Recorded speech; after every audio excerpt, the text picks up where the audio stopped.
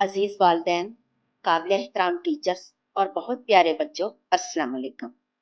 मैं Mrs नहीद Rukhsana, principal इंडसडाइन high school आपसे मुखातिब हूँ और बहुत खुशी से ये चीज़ बता रही हूँ कि हमारे बच्चे हर साल हफ्ता इकबाल इंतहाई जोशो खरोश और अकीदत से मनाते हैं। इस सिलसिले का आगाज़ अल्लामा इकबाल की नज़्म लब पे आती है दुआ बन के तमन्ना मेरी से शुरू हुआ था और अल्हम्दुलिल्लाह अब हमारे बच्चे अल्लामा इकबाल की तवील तरीन नज़्म साकीनामा तक पहुँच चुके हैं। साकीनामा अल्लामा इकबाल की किताब बाले जिब्रील की सबसे लंबी नज़्म है और ये इकबाल की शाहकार नज़्मों में शुमार होती है। नज़्म बहुत तवील होने की वजह से हमने इसको 4 हिस्सों में तकसीम किया है और हर हाउस के बच्चे इस नज़्म के 2-2 बंद पढ़ेंगे।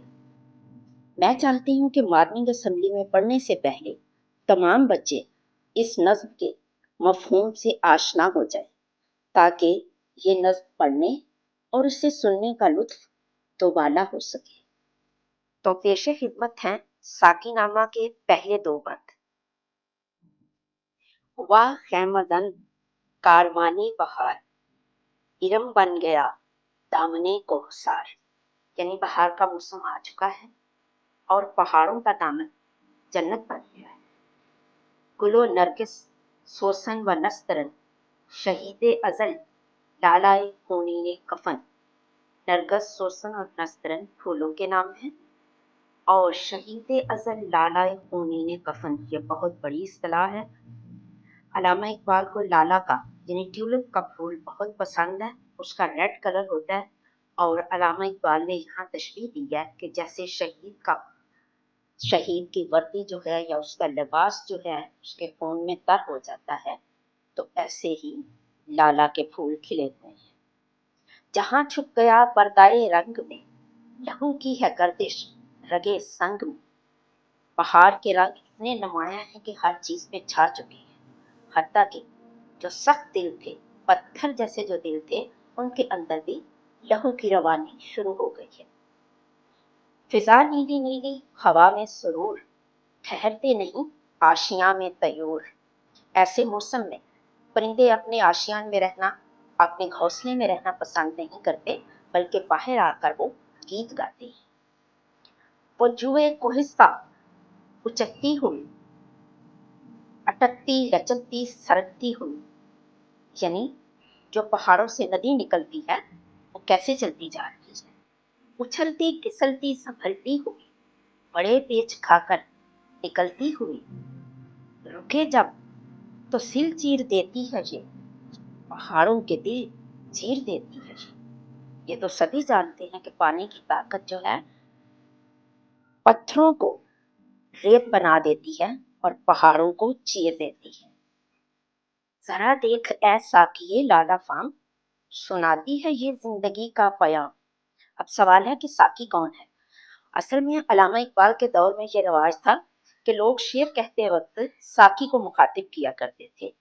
वैसे तो साकी शराब पिलाने वाले को कहते हैं, लेकिन यहाँ साकी से मुराद वो हस्ती है कि जो पूरी अरेंजमेंट करती है किसी महफिल की। और आप जानते हैं कि इस दुनिया की महफिल की अरेंजमेंट किसने की हुई है। जरा देख ऐसा किए लाला फाम, सुनाती है ये जिंदगी का पयाम। पिला दे मुझे पिला दे मुझे वो मैं पर्दा सोस, के आती नहीं फसले गुल रोज रोज।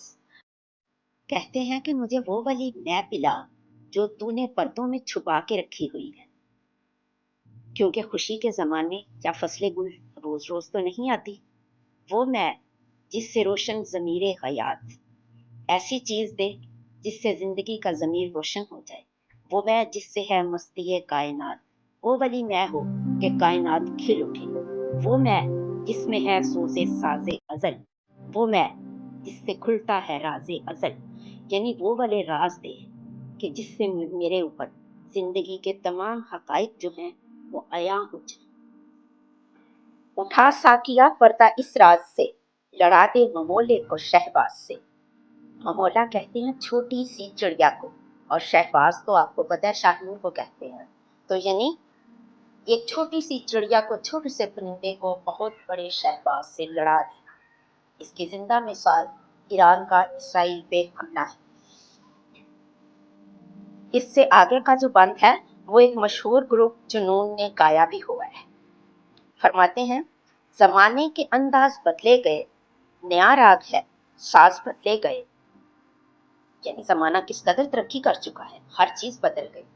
ہوا اس طرح فاش راز فرنگ کہ حیرت میں ہے شیشہ باز فرنگ۔ انگریزوں کے راز اس طرح سے کھل گئے پوری دنیا کے اوپر کہ جنہوں نے یہ تھنک ٹینک بنائے تھے وہ بھی حیرت میں ہیں، کیونکہ انگلینڈ کی حکمرانی پوری دنیا سے ختم ہو رہی تھی اس وقت۔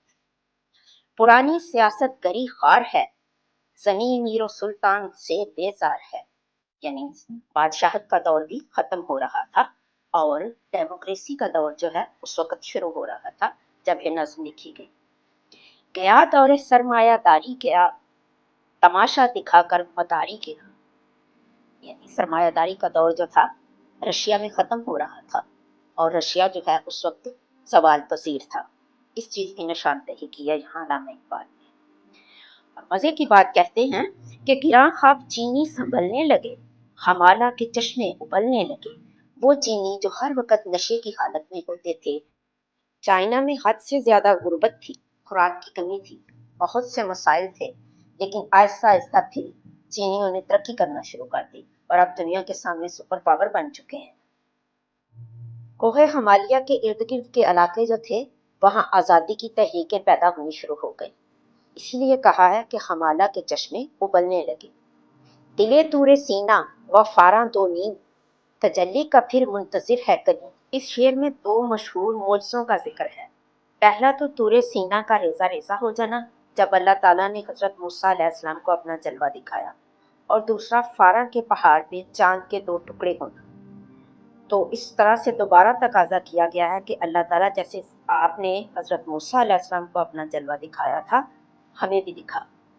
مسلمان ہے توحید میں گرم جوش، مگر دل ابھی تک ہے زنار پوش۔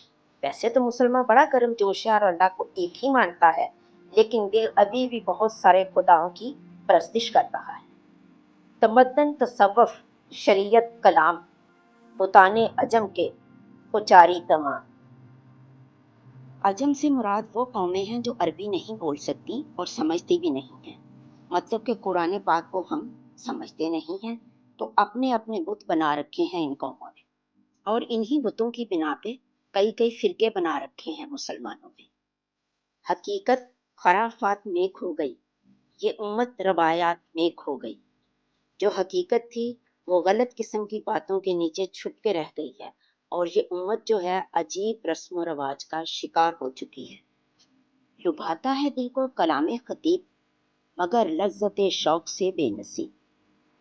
دل کو مولانا کا کلام تو بہت اچھا لگتا ہے، لیکن اس کلام کو سننے کے بعد آگے بڑھنے کی جو صلاحیت ہے وہ نصیب نہیں ہوتی۔ بیان اس کا منطق سے سلجھا ہوا، لغت کے بکھیڑوں میں الجھا ہوا۔ بیان اس کا بہت اچھا ہے اور دلیلیں بھی بہت ہیں اور لفظوں کے مطلب بھی بیان کرتا ہے وہ، لیکن ان سے حاصل کچھ نہیں ہوتا، آگے بڑھنے کا جذبہ پیدا نہیں ہوتا۔ وہ صوفی کہ تھا خدمت حق میں مرد، محبت میں یکتا حمیت میں فرد۔ یہاں رسول پاک صلی اللہ علیہ وآلہ وسلم سے مراد ہے کہ وہ ہر ایک کی خدمت میں سب سے آگے تھے، محبت میں وہ کوئی ثانی نہیں ان کا، اور غیرت مندی میں کوئی ان کے مقابل نہیں تھا۔ عجم کے خیالات میں کھو گیا، یہ سالک مقامات میں کھو گیا۔ سالک آگے بڑھنا تھا، سفر کرنا تھا، لیکن یہ رک گیا ہے۔ بجھی عشق کی آگ اندھیر ہے، مسلمان نہیں راکھ کا ڈھیر ہے، اور جب عشق کی آگ بجھ جائے تو اندھیرے ہی چھا جاتا ہے۔ اب یہ مسلمان نہیں بلکہ راکھ کا ایک ڈھیر ہے۔ آپ سب کی سماعتوں کا بہت بہت شکریہ۔ ساقی نامہ کے تیسرے اور چوتھے بند کا ترجمہ اگلی ایپیسوڈ میں پیش کیا جائے گا انشاءاللہ۔